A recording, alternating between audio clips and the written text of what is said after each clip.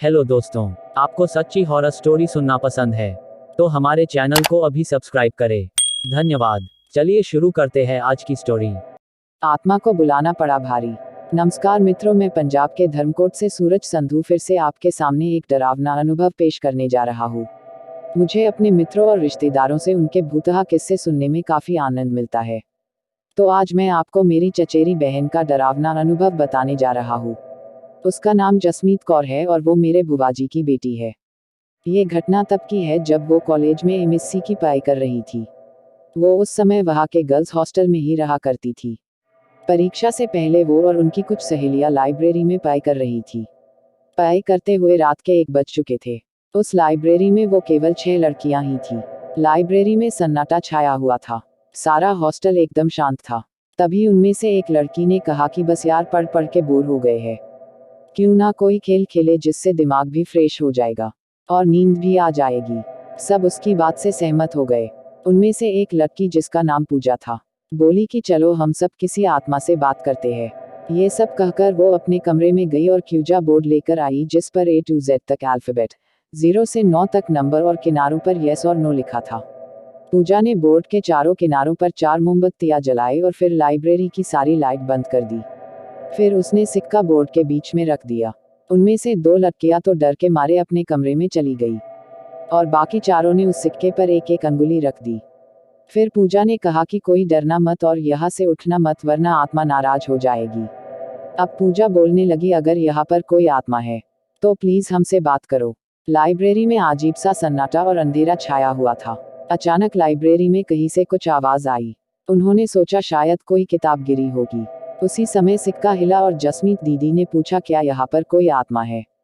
तभी छत पर लगा बंद पंखा जोर से हिलने लगा। सभी लड़कियां डर गई, लेकिन पूजा ने कहा कि कोई भी लड़की अकेली मत भागना, ऐसा करने से आत्मा उसे नुकसान पहुंचा सकती है। उसके बाद पूजा ने ऊपर देखते हुए कहा कि अगर कोई आत्मा यहाँ है तो हमसे बात करे। कुछ देर तक सन्नाटा रहा और अचानक सारी मोमबत्तियां बुझ गई और लाइब्रेरी से कदमों की ठक ठक की आवाज आने लगी। सभी लड़कियां डर के मारे भाग गई, लेकिन जसमीत दीदी पीछे रह गई और उनसे दरवाजा नहीं खुल रहा था। अचानक उन्हें लगा कि कोई उन्हें पीछे की तरफ खींच रहा है। वो जोर जोर से रोने और चिल्लाने लगी। उनकी आवाज सुनकर हॉस्टल की सारी लड़कियां जाग गई और उठकर लाइब्रेरी की तरफ दौड़ी। हॉस्टल वार्डन और सभी लड़कियों ने मिलकर दरवाजा खोला और दीदी को बाहर निकाला। इस घटना के बाद उन्हें आज तक लाइब्रेरी के डरावने सपने आते हैं और वो आज तक उस घटना को नहीं भूली। तो दोस्तों, मेरी दीदी के अनुभव को देखकर मुझे ये लगा कि कभी भी किसी आत्मा या प्रेत को परेशान नहीं करना चाहिए। दूसरी कहानी। बड़की वाला भूत। हमारे गांव से लगभग आधा किलोमीटर पर एक बहुत बड़ा बगीचा है, जिसको हमारे गांव वाले बड़की बारी नाम से पुकारते हैं। यह लगभग 12-15 एकड़ में फैला हुआ है। इस बगीचे में आम और महुआ के पेड़ों की अधिकता है। बहुत सारे पेड़ों के कट या गिर जाने के कारण आज यह बड़की बारी अपना पहले वाला अस्तित्व खो चुकी है। पर आज भी कमजोर दिल वाले व्यक्ति दोपहर या दिन डूबने के बाद इस बड़की बारी की ओर जाने की बात तो दूर, इसका नाम उनके जेहन में आते ही उनके रोंगटे खड़े हो जाते हैं। आखिर क्यों? उस बड़की बारी में ऐसा क्या है? जी हाँ, तो आज से 30-32 साल पहले यह बड़की बारी बहुत ही घनी और भयावह हुआ करती थी। दोपहर के समय भी इस बड़की बारी में अंधेरा और भूतों का खौफ छाया रहता था। लोग आम तोड़ने या महुआ बीनने के लिए दल बांधकर ही इस बड़की बारी में जाया करते थे। हाँ, इक्के दुक्के हिम्मती लोग, जिन्हें हनुमान जी पर पूरा भरोसा हुआ करता था, वे कभी कभी अकेले भी जाते थे। कुछ लोगों का तो यह भी कहना है कि रात को भूत प्रेतों को यहाँ चिक्का कबड्डी खेलते हुए देखा जा सकता था। अगर कोई व्यक्ति भूला भटक कर इस बारी के आसपास भी पहुंच गया तो ये भूत उसे भी पकड़कर अपने साथ खेलने के लिए मजबूर करते थे और ना नुकुर करने पर जमकर धुनाई भी कर देते थे। और उस व्यक्ति को तब छोड़ते थे जब वह कबूल करता था कि वह भांग गांजा आदि उन लोगों को भेंट करेगा। तो आइए उस बगीचे की एक सच्ची घटना सुनाकर अपने रोंगटे खड़े कर लेता हूँ। उस बगीचे में मेरे भी बहुत सारे पेड़ हुआ करते थे। एक बार हमारे दादाजी ने आम के मौसम में आमों की रखवाली का जिम्मा गांव के ही एक व्यक्ति को दे दी थी। लेकिन कहीं से दादाजी को पता चला कि वह रखवार ही रात को 1-2 लोगों के साथ मिलकर आम तोड़ लेता है। एक दिन हमारे दादाजी ने धुपका छिपकर सही और गलत का पता लगाने की सोची। रात को खा पीकर एक लूर, लाठी और बैटरी टार्च लेकर हमारे दादाजी उस भयानक और भूतों के साम्राज्य वाले बारी में पहुंचे। उनको कौन्हवा कोने वाला पेड़ के नीचे एक व्यक्ति दिखाई दिया। दादाजी को लगा कि यही वह व्यक्ति है जो आम तोड़ लेता है। दादाजी ने आव देखा न ताव, और उस व्यक्ति को पकड़ने के लिए लगे दौड़ने। वह व्यक्ति लगा भागने। दादाजी उसे दौड़ा रहे थे और चिल्ला रहे थे कि आज तुमको पकड़कर ही रहूंगा। भाग, देखता हूं कि कितना भागता है। अचानक वह व्यक्ति उस बारी में ही स्थित एक बर के पेड़ के पास पहुंचकर भयंकर और विकराल रूप में आ गया। उसके अगल बगल में आग उठने लगी। अब तो हमारे दादाजी को ठकुआ मार गया, काठ हो गए और बुद्धि ने काम करना बंद कर दिया। उनका शरीर कांपने लगा, रोए खड़े हो गए और वे एकदम अवाक हो गए। अब उनकी हिम्मत जवाब देते जा रही थी और उनके पैर ना आगे जा रहे थे ना पीछे। लगभग 2-3 मिनट तक बेसुध खड़ा रहने के बाद थोड़ी सी हिम्मत करके हनुमान चालीसा का पाठ करते हुए वे धीरे धीरे पीछे हटने लगे। जब वे घर पहुंचे तो उनके शरीर से आग निकल रही थी। वे बहुत ही सहमे हुए थे। 3-4 दिन बिस्तर पर पड़े रहे, तब जाकर उनको आराम हुआ। उस साल हमारे दादाजी ने फिर अकेले उस बड़की बारी की ओर न जाने की कसम खा ली। तीसरी कहानी। आखिर कौन था वो? आधुनिक समय में भूत प्रेत अंधविश्वास के प्रतीक के रूप में देखे जाते हैं, पर कुछ लोग ऐसे भी हैं जो भूत प्रेतों के अस्तित्व को नकार नहीं सकते। कुछ लोग पढ़े लिखे जिन्हें भूत प्रेत पर पूरा विश्वास होता है, वे भी इन आत्माओं के अस्तित्व को नकार जाते हैं, क्योंकि उनको पता है कि अगर वे किसी से इन बातों का जिक्र किए तो सामने वाला भी, चाहे भले इन बातों को मानता हो, पर वह यही बोलेगा। पढ़े लिखे होने के बाद भी आप ये कैसी बातें कर रहे हैं? और इस प्रश्न का उत्तर देने और लोगों के सामने अपने को गंवार समझे जाने से बचने के लिए लोग इन बातों का जिक्र करने से बचते हैं। मैं आज यहाँ 2 वृत्तांत का वर्णन करूंगा, जिसको सुनने पढ़ने के बाद आपको क्या लगता है, अवश्य बताएं। खैर, मैं भी तो भूत प्रेत को नहीं मानता, पर कभी कभी कुछ ऐसी घटनाएं घट जाती हैं कि भूत प्रेत के अस्तित्व को नकारना बनावटी लगता है। बात कोई 15-16 साल पहले की है। मैं जिस जगह पर काम करता था, वहीं पास में एक फ्लैट किराए पर लिया था। इस फ्लैट में मैं अकेले रहता था। हाँ, पर कभी कभी कोई मित्र संबंधी आदि भी आते रहते थे। इस फ्लैट में एक बड़ा सा हॉल था, और इसी हॉल से संबंध एक बाथरूम और रसोई घर। एक छोटे से परिवार के लिए यह फ्लैट बहुत ही अच्छा था। और सबसे खास बात इस फ्लैट की यह थी कि यह पूरी तरह से खुला खुला था। मैं आपको बता दूं कि इस फ्लैट का हॉल बहुत बड़ा था, और इसके पिछले छोर पर शीशे जड़ित दरवाजे लगे थे, जिसे आप आसानी से खोल सकते थे। पर मैं इस हॉल के पिछले भाग को बहुत कम ही खोलता था, क्योंकि कभी कभी भूलवश अगर यह खुला रह गया तो बंदर आदि आसानी से घर में आ जाते थे और बहुत सारा सामान इधर उधर कर देते हैं। आप सोच रहे होंगे कि बंदर आदि कहाँ से आते होंगे, तो मैं आप लोगों को बताना भूल गया कि यह हमारी बिल्डिंग एकदम से एक सुनसान किनारे पर थी, और इसके अगल बगल में बहुत सारे पेड़ पौधे, जंगली झाड़ियां आदि थी। अपने फ्लैट में से नीचे झांकने पर सांप आदि जानवरों के दर्शन आम बात थी।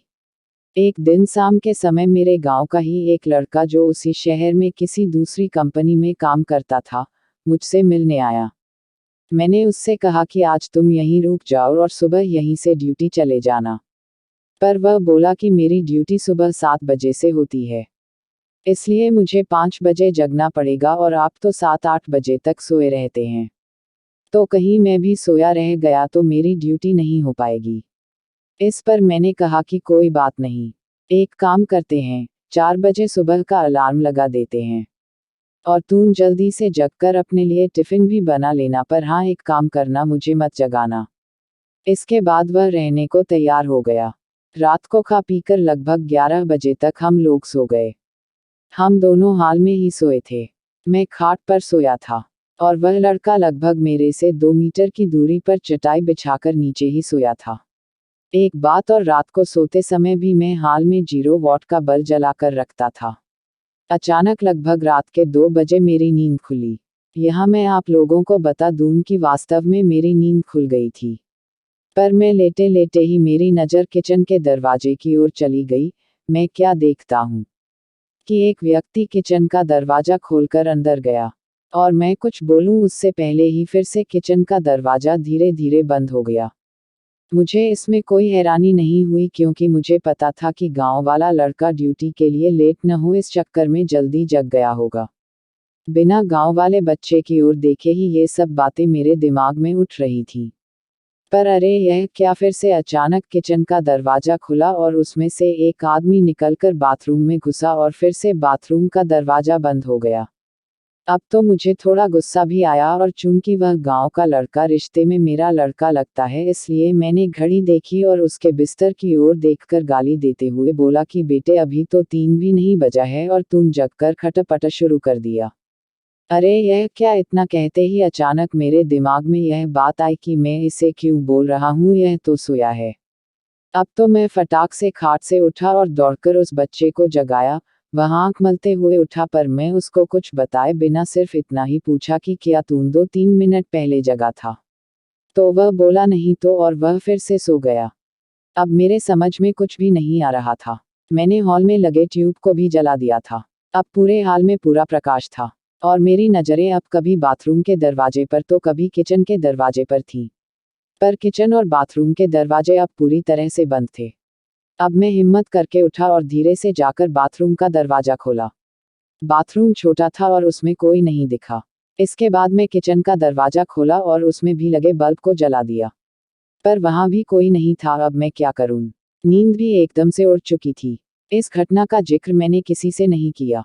मुझे लगा यह मेरा वहम था, और अगर किसी को बताऊंगा तो कोई मेरे रूम में भी शायद आने में डरने लगे।